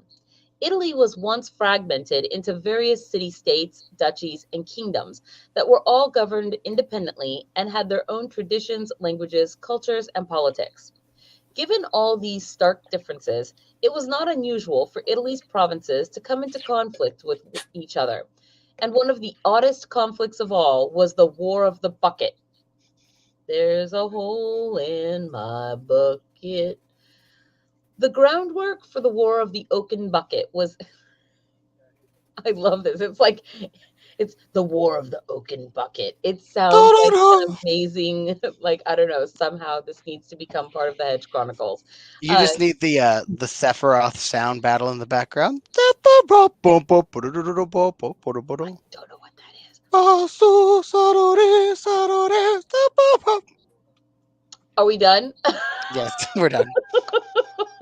Was actually set 2 centuries before the battle began. Man, who's holding a grudge for about a bucket for that long? In 1154, the Holy Roman people from Bologna. Those are expensive buckets back in the day, I guess. Wow. Actually, they might have been, because it might have been hard to make a bucket. Let's see. So in 1154, the Holy Roman Emperor Frederick Barbarossa of Germany, that sounds like a very Spanish name for a German emperor, Holy Roman Emperor, German Holy Roman, whatever, decided that he should be the king of Italy, declaring himself God's chosen earthly representative. This statement put him at significant odds with the Italians, who argued that the Pope crowned Barbarossa as Holy Roman Emperor, which meant the Pope was God's anointed representative. All right. At this point in history, the Pope was always the one who bestowed spiritual recognition on European Christian rulers. Barbarossa responded to these concerns from the Italians by conquering Milan, Tortona, Pavia, Bologna, and Tuscany. He was like, oh, you don't think that I'm God's chosen one? Let me conquer your whole country. How about now? After talks with Pope Alexander III failed, Barbarossa continued to lay siege to Italy until his defeat at the Battle of Legnano by the pro-papal Lombardy League in 1176. Barbarossa retreated back to Germany, but his parting gift to Italy was a major political rift that would keep the city-states feuding with each other for centuries. It was this rift that sparked the bizarre War of the Bucket in 1325. What started the War of the Bucket? I have one guess. Barbarossa's siege may have been over, but conflict was alive and well in Italy. Two factions emerged from the war: the Ghibellines, who supported the Holy Roman Emperor, and the Guelphs, who favored the Pope. Neither of these words are great. This political division led to resentment and rivalries among Italy's city-states, which meant that skirmishes and disputes became regular occurrences in the centuries following Barbarossa's reign. Bologna and Modena were two such bordering city-states that were on opposite sides of the political spectrum. Bologna was more Guelph-dominant, which was Pope-supporting, and Modena was largely Ghibelline, Emperor-supporting. This caused a significant rivalry between the two that led to many raids over the years. But in 1325, according to HistoryNet, tensions finally boiled over. On one night in 1325, several Modenese soldiers infiltrated the city walls of Bologna. They spotted a bucket at a public well, seized it, and hightailed it out of the city, delighted with their victory. Okay. Upon discovering the missing bucket, the Bolognese were infuriated and demanded its return. The Modenese were not amenable to this demand and refused. Incensed and humiliated, Bologna declared all-out war on Modena. Wow! With that, the War of the Bucket commenced. It seems like an escalation that is disproportionate to this is like a fraternity prank from look what happens between sports teams when the mascot is stolen. Yeah. how can you steal a mascot? It's actually a being that is alive. What? That's how. That's grab 'em and go. kidnapping. Look, it's the aardvarks. Let's steal their mascot aardvark. You know, it kind of makes me want to have a War of the Oaken Bucket at Fairy Blossom this year. I just want to get a wishing well, put it somewhere at the Midsummer Games, has a bucket on it, and the idea is to have your encampment be the encampment with the bucket by the end of Midsummer Games. And whoever has the oaken bucket wins the War of the Oaken Bucket. You must keep it, though, invisible. That's like one of the rules, right? That way you can't take it, hide it in a tent, and no one ever sees it. It has to be like out or something on a pike or whatever. It's all out welfare. All out welfare. I don't know. What do you guys think? The War of the Oaken Bucket. Go for it. I feel like that joke pales in comparison to something else you might come up with later. What? Oh, well. I feel like I'm missing part of a joke. Am I missing That it a joke? pales in comparison? Oh, pales. Right. Yeah, I knew that. I was with you on that one. It's there. Yep. I mean, eventually, after it was explained to me, I was there with you. Yeah, and if you can't use a bucket, it could always be jarring. Oh, this is so great. Oh, so many dad jokes tonight. I love dad jokes. Okay, so let's see. Between Bologna and Modena was considered the underdog compared to Bologna. The city-state had significantly fewer resources and soldiers. Bologna assembled over 32,000 troops for a bucket and brought in forces from northern Italian Guelph contingencies for backup. They even managed to get the Pope actively on their side. Pope John the 22nd reportedly declared Modena's chief magistrate a heretic and stepped up to lead an army of foot soldiers against Modena. And here we have actually real live footage of the bucket battle. Real life footage. Hey, Hair from on scene. I know that a lot of people probably haven't heard of this at all, but most everyone here knows Bologna's fight song. We do. Oh, if I were an Oscar Mayer winner. Oh, no, I thought it was my Bologna has a first name. It's O-S-C-A-R. Yep, that's their we're ready for rage fight song. Like, you done took our bucket fight song. I love to eat it every day, and if you ask me why, I'll say, because Oscar Mayer has a way with B-O-L-O-G-N-A. Well, I guess, you could also say, because Modena has a way with B-O-L-O-G-N-A. Let's see. We know that this is live footage because it said right above it that these are foot soldiers. So let's see, Modena managed to gather only 7,000 soldiers in comparison to 32,000. That's almost 5 to 1. Like, it's like 4.5 to 1. So Dang. on the surface, they looked as if they were surely doomed to suffer a miserable defeat at the hands of Bologna's army and their allies.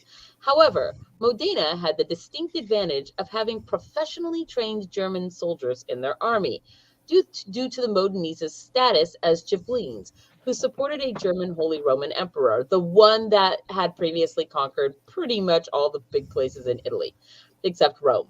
Let's see, Bologna's army was technically bigger, but their troops consisted of mostly untrained militia. With their more experienced soldiers, the Modenese confronted the Bolognese outside the town of Zappolino. Due to the chaos and disorganization of Bologna's troops, Modena soon overwhelmed them, forcing the Bolognese to retreat. Between the two sides, it is estimated that there were approximately 2,000 Jesus. The Bolognese. The drop in the bucket. It's a drop in the bucket. God! you must ask not what can the bucket do for you, but you can do for your bucket. Oh, the Bolognese, overwhelmed and humiliated, had no choice but to call off the attack and remain within the safety of their city's walls. The Modenese continued to taunt the Bolognese by staging a mock decathlon right outside the city. Hold on, a decathlon. That's like a 10 meter, a 10 deca run, right? No, it's 10 different activities. 10 different events, yeah.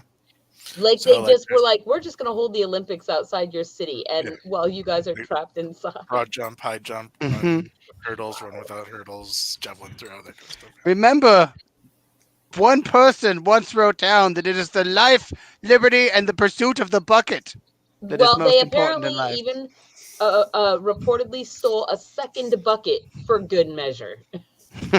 Dang. Like, rude.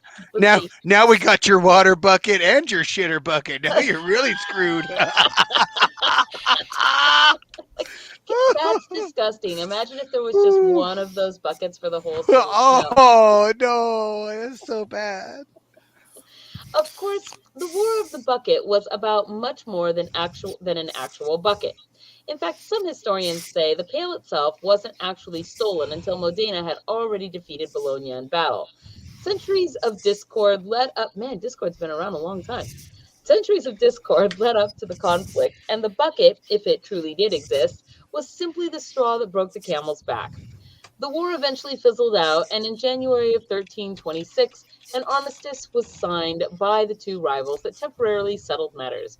Conflict, however, would continue between the Guelphs and the Ghibellines for another 2 centuries, until Italy was invaded by Charles I of Spain in 1529. And there it is, the historical bucket. This is reportedly the very bucket that Modenese soldiers swiped from a well in Bologna in 1325. You caused so much chaos, Bucket. Yeah, you better live in your glass house in fear. Lessons on not crossing a gay fox.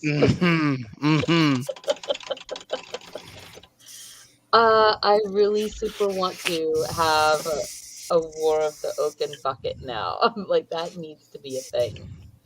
If we did this though, how should the War of the Oaken Bucket relate to the overall goal of the Midsummer Games of the Seelie versus the Unseelie? I mean, if we're going to do Midsummer Games and we're talking about this bucket, then we should have our own decathlon.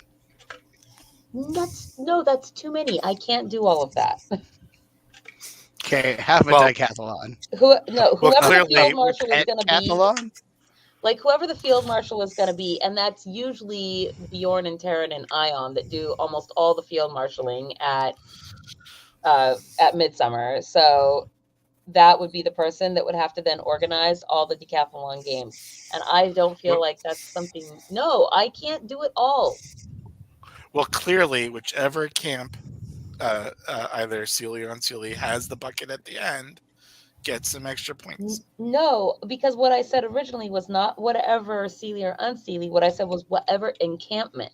So that means that the pirate ship could have it, or that the Black Watch could have it, or my encampment could have it. Someone in Like, the royal community. Yes, yeah, yes.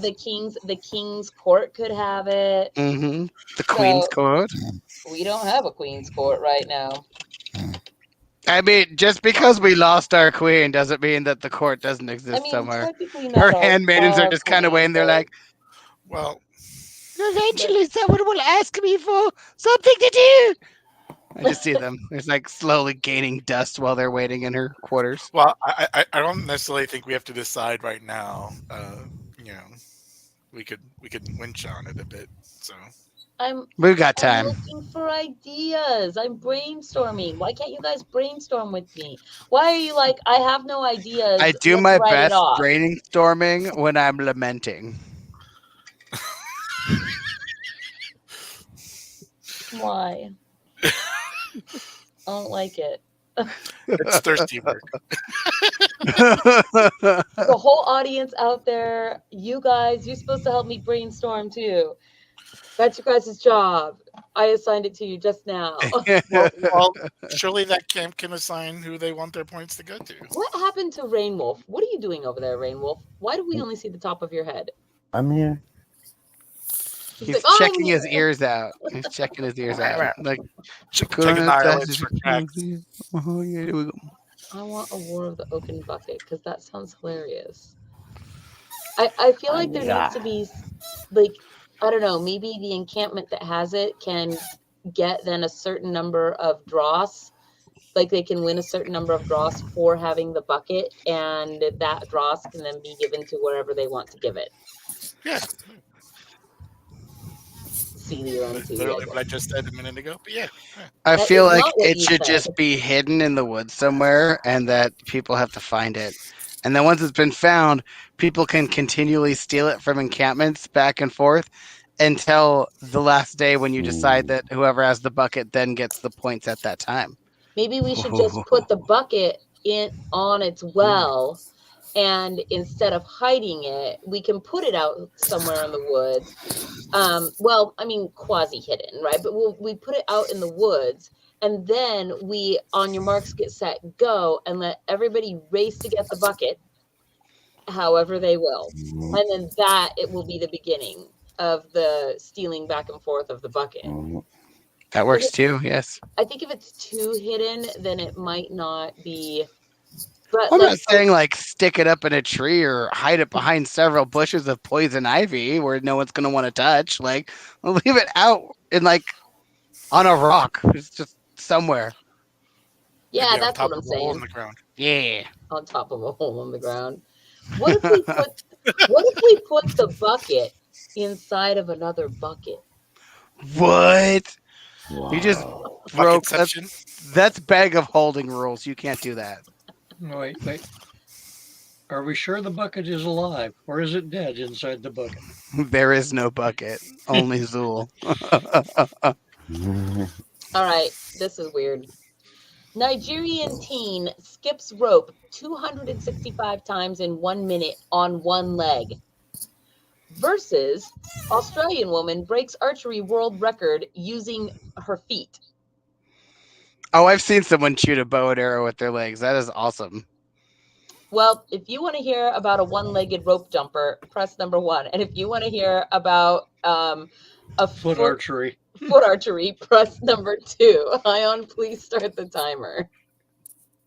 I vote number 2 just for a simple fact that That's a thing. number 1, I'm only interested in hearing anything from Nigeria when it's about that prince that owes me my money. I want my money. Mm-hmm. Well, it's certainly the more soulful choice. What? Archery, please. Oh, yes. And with a title like that, it must be truly hopping. Archery. Sorry, I jumped into that one too quickly. Yeah, well, we all feel it. You know, you got me thinking about this bucket. And well, Yeah, that's what it's about. Oh my God! Sorry, No. Professor. I didn't mean to get you roped up into that one. Ah, what have I started? Never give a Thank you punster so an much, opening. Princess Lolly, for this opportunity. You know, wow. So, No. not to skip the finer points of things, but we ran out of time. No, Out of no, time. you don't do the end of the show. I do. Everybody's voting on an article right now. Voting He time. meant out of time as in out of the voting time. That was Fine. beautiful. You do the end of the timer. That's fair. Don't take away the one I'm like, joy he has no, left. you can't. I'm doing that. Oh man. You got Okay. mad at me when I was quote unquote trying to take it away. So Take it away, take it away, take it away, take it away now. Okay, we've got, oh, do you want to count them, Ion? Would you like to count them for me? Two as one. No, I want you to count them. There's 2 votes for 2 and 1 vote for 1. I see 4 votes for 2. Oh. You're looking at the previous. Yeah, vote. that was part of the previous vote. Yep. So our archer is the winner? Yep. All right.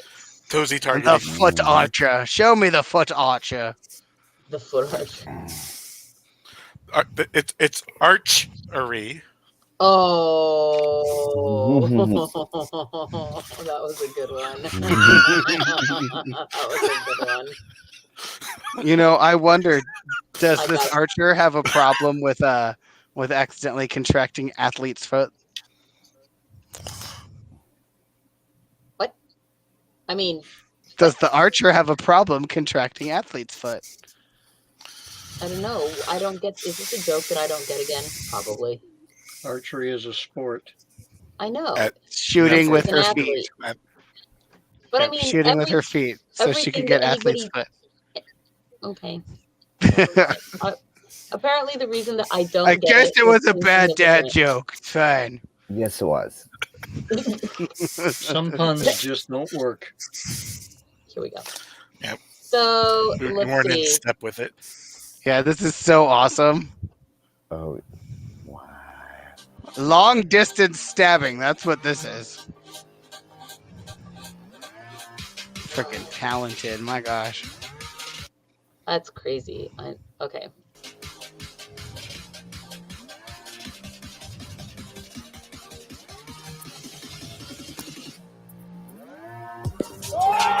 Nuh-uh. Mm-hmm. Dude. Mm-hmm.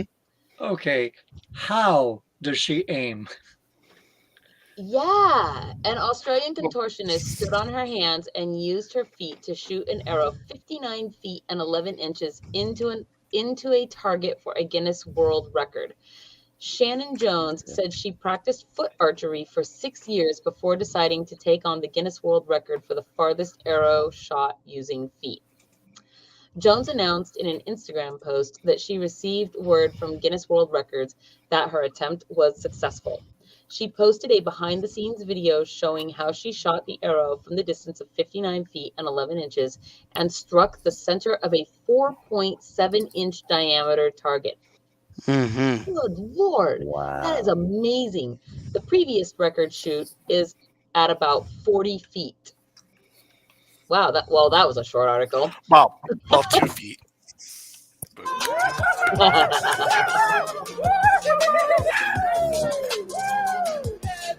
That is awesome. Dude. Nearly dead center. Wow. I know. That's amazing. It's one thing to be like, yeah, I got the center. You know, I hit the bullseye. No. You almost got dead center on that bullseye. That is insane. That's cool. I wonder if she does other forms of archery and like has, knowledge of that she can draw on to apply to this, right? With regards to just foot archery. No. Well, drawing on it is the whole point of archery. Oh my God. Guys are killing me here. Okay, so it is actually that time of the show where we are basically at the end. Please hit the like and subscribe button, you guys, if you had fun laughing with us tonight. Also, remember the magic word. Get that into the comments. Yes, it's going in the ticker. Get that into the comments after the show on YouTube only. And also our artist all call. If you have artist friends who are digital artists, painters, whatever their medium may be, please pass along to them our all call. We are looking for so many artists this year to do our posters. And I think with that said, we don't have any Stormy to ring our bells for us. So now what do we do? Oh, okay. What is your suggestion? Ding. I'm like, you think we should all hit Phoenix in the head? We should we should gong his bell. Here, I've got this. Phoenix is like, no, don't do that. Conveniently disappeared. Ooh, there we go. I know, right? I love these. Oh, okay. Go Good night, everybody. Yeah, I know. Goodbye. Till next week. Wait, what do they do? They say to be fair. I think that's what you guys need to sing, like till next time, till next week. So long, farewell, au revoir, auf Wiedersehen. I'd like to stay and taste my first champagne. Oh, well, I was going to say I'll stay awake and maybe some complaints.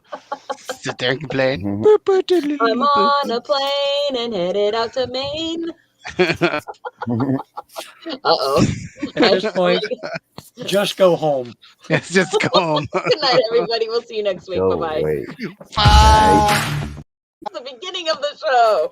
I want the end. Hello and welcome to FAE Productions. We hope you enjoyed our show with your host, Fairy Princess Ollie. Please hit the like and subscribe button if you had fun with our FAE crew.